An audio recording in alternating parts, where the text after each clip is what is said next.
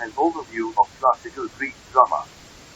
According to Aristotle, the Athenians developed tragedy first, with comedy following a generation or so later. While this assessment is essentially correct, the truth seems to have been somewhat more complicated. Comic dramas, as opposed to comedy itself, that is, humorous plays versus the formal genre of comedy, appear to have evolved alongside their tragic counterpart, perhaps even before it. The satyr play, in particular, a farcical rendition of myths more often treated seriously, which featured a chorus of rowdy, irreverent satyrs, half human half animal spirits of the wilderness notorious for their lust and gluttony, emerged early in the tradition of Greek theatre, though exactly how early is not clear.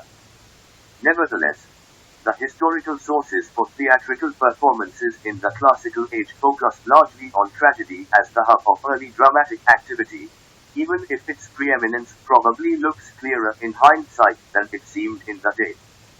2. Three tragedians emerged from the 5th century BC as the principal practitioners of classical Greek tragic drama: Aeschylus, Sophocles, and Euripides. Theirs are the only tragedies preserved whole. First and foremost, Aeschylus lived a generation earlier than the other two, so his work provides our first hard look at Greek drama. If to modern viewers his plays seem static and slow-moving, there can be little doubt they were exciting and controversial in their day. The elder of the later pair, Sophocles, is often seen as the best playwright of the three.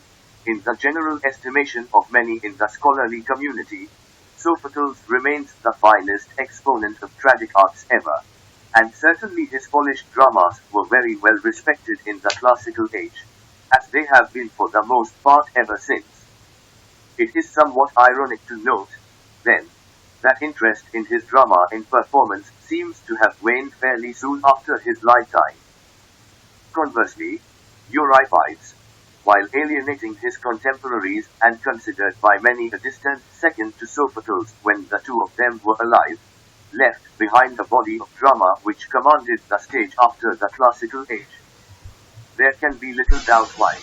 Euripides had a knack for putting on stage eye-catching situations and creating memorable characters with extreme personality disorders. Accordingly, theatrical records show that his works were very frequently produced in later ages, outstripping both Sophocles and Aeschylus.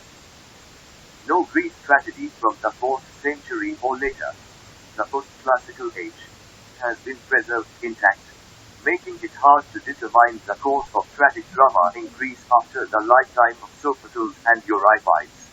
Note: we can, however, follow the evolution of its close-kin comedy in later Greek theatre. The presentation of humorous material has deep roots in ancient Greece, perhaps as old as tragedy itself, but because comedy was seen as a letter art form until quite late in the evolution of Western civilization, the evidence for this genre of drama is scant. Historical records make it clear skits designed to provoke laughter were being written throughout and even before the classical age. Comedy officially premiered at the Dionysia at some point during the 480 BCE, between the Persian Wars, and this type of theatre, now termed Old Comedy, gained popularity steadily across the 5th century. In particular, it began to attract widespread attention during the Peloponnesian War, when productions of comedy provided the Athenians much-needed relief from the anxiety and sorrow of their conflict against Sparta. 3. While the names of several exponents of this genre in the 5th century are preserved, and in some cases fragments of their work as well, the plays of only one old comedy playwright, Aristophanes, have come down to us complete. His drama, and presumably that of his predecessors and contemporaries, too, was primarily built around current events and issues. Indeed, all indications point to political and social satire as the hallmark of old comedy, especially toward the end of the classical age. Later, however, after the end of the Peloponnesian War, As Greece moved into the post-classical period, comedy underwent a major transformation. From ridiculing celebrities and the regime in power to focusing on the lives and lifestyles of less prominent people, comic drama evolved toward the end of the 4th century, the 300 BCE, into a new and very different-looking type of entertainment. Out of the ashes of civil war and Alexander's conquests and the many desperations of the upper middle class was born the sitcom. The master of this new comedy was Menander, heralded by at least one ancient critic as an author unsurpassed in quality. However, for reasons having nothing to do with his brilliant stagecraft, his work did not survive the Middle Ages. Fortunately, the sands of Egypt have rendered up several of his plays, albeit in rags and patches, but well enough preserved for us to see what his drama looked like. Character-driven, highly stylized pieces with recurring characters and inclined towards subtle rather than broad humor, Menander's new comedy in more ways than one marks the beginning of modern drama. 1.2 Theatre. The physical remains of Greek theatre from the classical age are pitifully few, making it a treacherous enterprise to reconstruct the theatre spaces, sets, costumes, music or any of the material features of theatre in the great age which fostered Greek tragedy, the 400 BC. Thus, what is known about theatre in the century before that, the 500 BC, the age when drama itself first emerged, is a veritable blank. Most Greek theatres visible today around the Mediterranean basin were constructed after the classical age, while those few which belong to the earliest periods of theatre evolution have almost universally been renovated in later periods of antiquity, leaving them dubious sources of information about classical theatre. That is, they constitute secondary sources, for the most part. 4. Our data concerning classical stage practices, such as acting styles, costumes, musical accompaniment and the like, are in general equally unclear. Though some historical sources seem to provide reliable information about the performance of classical tragedy, the modern appreciation of these data still relies heavily on the 5th century dramas that happen to have survived.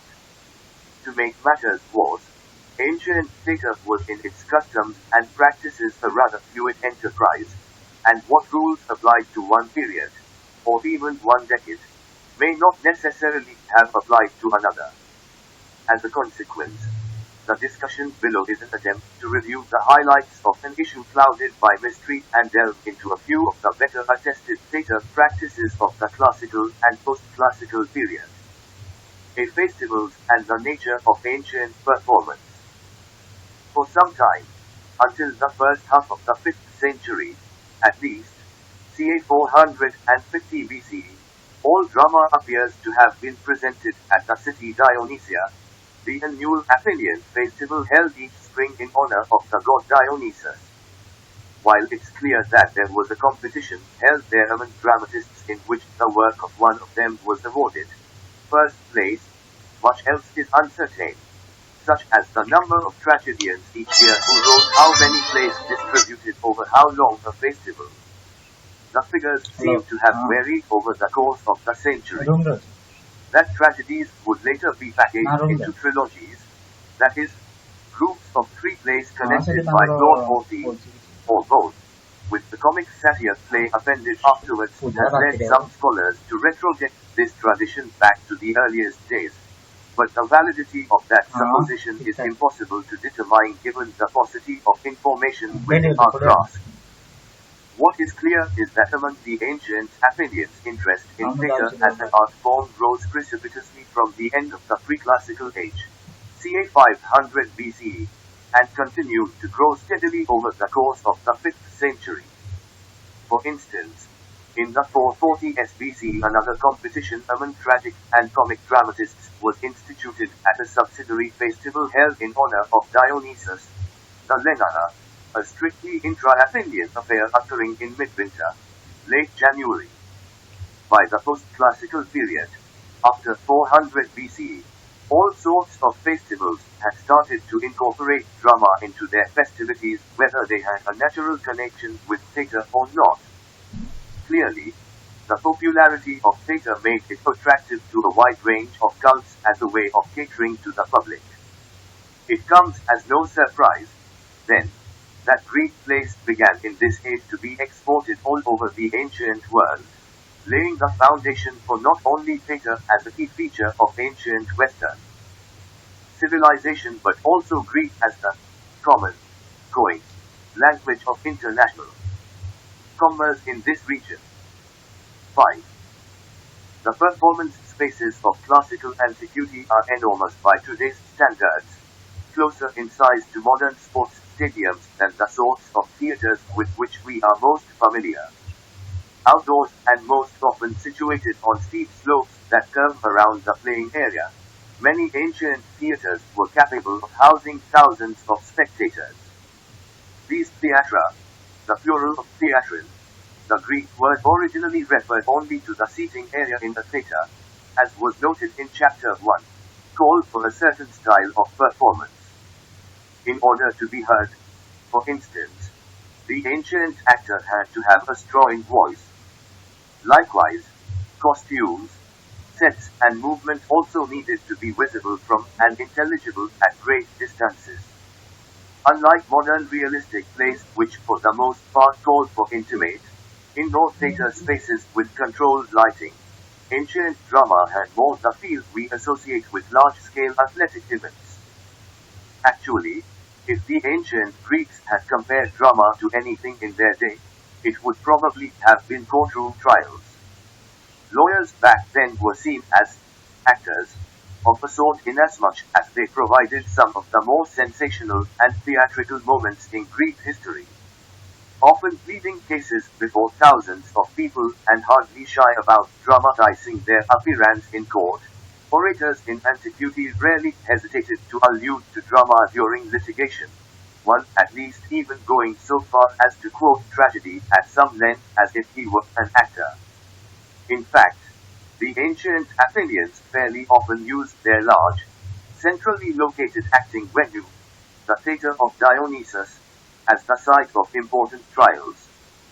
So, if theatre seemed like anything to the ancient Greeks, it was most likely a lawsuit and, as such, Greek drama imports at times a distinctly litigious atmosphere where characters appear to prosecute each other, appealing on occasion to the audience as if it were a jury.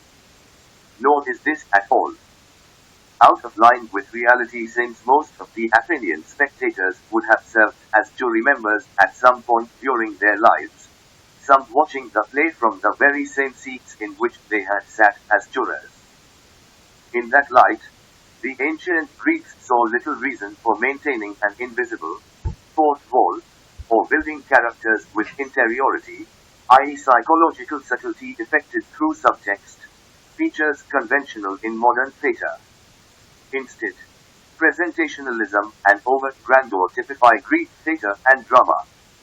Like the trials and public spectacles which Greek drama so often resembles, and which it surely shaped, in turn, ancient theatre in Greece had little choice but to meet the enormity of the arena it played in. And so it did, in high style, especially in the hands of its greatest exponents. Thus, it is safe to conclude that the ancient theatron and its close kin, the courtroom,